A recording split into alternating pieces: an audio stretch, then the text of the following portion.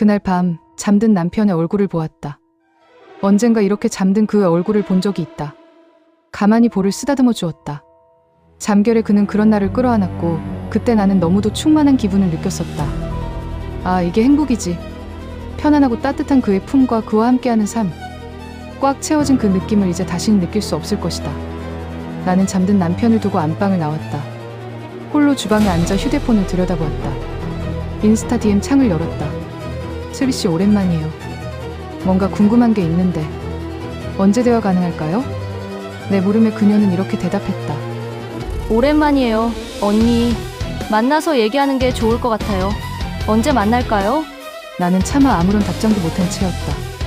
그녀는 뭐가 궁금하냐고 묻지도 않았다. 마치 내 연락을 기다리고 있던 사람 같았다. 시간은 새벽 2시 24분. 너무 늦은 시간이란 건 알지만 지금 답장을 하지 못하면 영원히 못할 것 같았다. 내가 먼저 연락을 해놓고 이제와 피할 수도 없는 일이었다. 사실은 아무런 연락이 없기를 바랐는지도 모르겠다. 그녀와 만나 무슨 얘기를 어떻게 해야 할지도 모르겠다.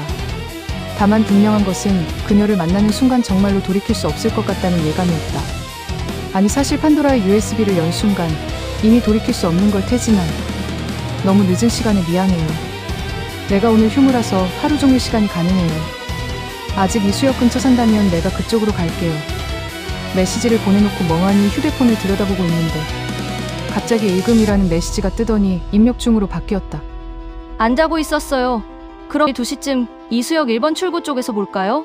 이제 정말로 돌이킬 수 없다. 나는 약속을 하면 지키는 사람이었다. 네, 우리 예전에 많이 가던 카페 온스테이로 갈까요? 거긴 얼마 전 폐업했어요. 언니 차 끌고 오실 거면 주차장 있는 유토피아 찍고 오세요. 거기서 기다릴게요. 네, 그럼 내일 봐요. 마지막 메시지에 하트가 찍혔다. 다시 안방으로 돌아온 나는 여전히 곤히 자고 있는 남편의 얼굴을 빤히 보았다. 갑자기 울컥 눈물이라도 나올 것 같았다. 이렇게 평화로운 얼굴의 남자가 의식 없는 여자를 만졌다고? 그 여자는 누구이며 그런 일은 왜 일어났을까? 딱 한 번의 실수였을까? 그가 그렇다고 하면 나는 믿을 수 있을까? 나는 침대에 누워 그에게서 돌아서서 애써 눈을 감았다. 슬비 씨를 만나고 나면 뭔가 마음이 더 잡힐 것 같았다. 그가 정말로 과거에 추악한 잘못을 저지른 사람이라면 깨끗이 헤어질 수 있으리라 생각했다. 하지만 12시간 후 슬비 씨를 만난 나는 그 생각이 얼마나 오산이었는지 알 수 있었다. 나는 스스로에게 너무 오만했다. 거대한 진실 앞에 내 마음은 더 휩쓸릴 수밖에 없는데 뱃속에서 이제 심장이 뛰고 있는 아기를 두고 쉽게 내릴 수 있는 선택이란 아무것도 없었는데 건물 지하에 주차를 하고 유토피아 카페로 들어가니 잘 보이는 곳에 슬비 씨가 앉아 있었다. 아직 9시가 되지 않은 시간이었지만 그녀는 일찍 도착해서 이미 커피를 마시면서 날 기다리고 있었다. 오렌지 주스 한 잔을 주문하고 받아 그녀 앞에 앉았다. 잘 지냈어요? 얼굴이 좋아 보여요. 진심이었다. 슬비 씨는 원래도 예뻤지만 상우 씨와 헤어질 때보다 얼굴빛이 더 환해진 것 같았다. 네, 최근에야 불면증이 사라져서 푹 잤거든요. 물론 언니 연락받고 며칠 잠을 못 잤지만요. 그녀는 미소하며 말했다. 그러고 보니 예전에 밝았던 슬비 씨가 상우 씨와 헤어지기 2달 전부터 어두워졌던 게 기억났다. 궁금한 게 있다면서요. 물어보세요. 다 솔직하게 답할 테니까. 나는 주스를 한 모금 쭉 마셨다. 상큼한 오렌지 맛이 입안을 맴돌았다. 어떻게 얘기를 꺼내야 할지 모르겠는데 이상한 걸 봤어요. 겨우 고른 말이 그거였다. 이상한 거라니. 내가 본 USB 속 영상을 그저 이상한 거라고 말해도 될까? 그녀는 내 다음 말을 기다리는 듯 잠시 가만히 있었다. 하지만 나는 거기에 뭐라고 더 말해야 할지 알 수가 없었다. 잠깐의 침묵 후 그녀가 물었다. 이상한 거 어떤 거요? 나는 머릿속에서 말을 고르고 싶었지만 내가 본 그것을 어떻게 표현해야 할지 몰랐다. 어떻게 말해야 이상하지 않을 수 있지. 그 순간에도 남편이라고 내 남편을 포장하고 싶은 욕망이 내 안에 있었다. 남편이 상우 씨랑.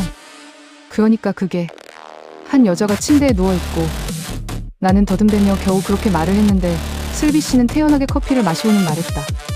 다행이네요. 제 영상을 본 건 아니어서. 눈이 커진 나를 보며 그녀는 덧붙였다. 언니가 말한 영상 뭔지 알 것 같아요. 나도 봤거든요. 상우 오빠 휴대폰에서. 신기한 일이었다. 속이 울렁거렸는데 이상하게 뭔가 먹고 싶었다. 남은 오렌지 주스를 한 번에 쭉 다 마셨다.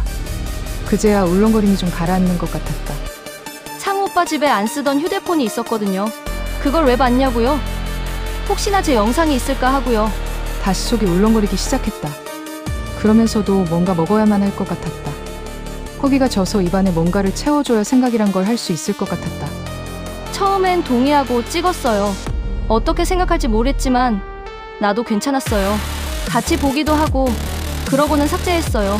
아니, 그랬다고 생각했죠? 이건 또 무슨 얘기란 말인가? 나는 상우 씨의 얘기가 궁금한 게 아니었다. 상우 씨와 슬비 씨가 왜 헤어졌는지, 둘이 사귀면서 어떤 영상을 찍었는지 하나도 알고 싶지 않았다. 하지만 들으면서 이 모든 게 내가 알아야만 하는 이야기란 걸 알 수 있었다. 이것은 나와 내 남편 조동욱과 관련된 이야기이기도 했으니까. 상우 오빠와 동욱 오빠, 그리고 또 다른 오빠들, 그 4명 모임 알죠? 단톡방을 우연히 보게 됐어요. 아니, 우연히는 아니다. 솔직히 느낌이 쎄한 게 있었거든요. 얘기가 길어질 것 같았다. 이야기의 한 글자도 놓치고 싶지 않았다. 그러기 위해선 뭔가를 먹어야 했다. 미안한데 뭐 좀 먹고 할까요? 잠시 당황한 것처럼 보이던 그녀가 고개를 끄덕였다. 여기 디저트도 다 괜찮아요. 케이크도 맛있고 제가 살게요. 일어서려는 그녀를 만류했다. 아니에요. 제가 사올게요.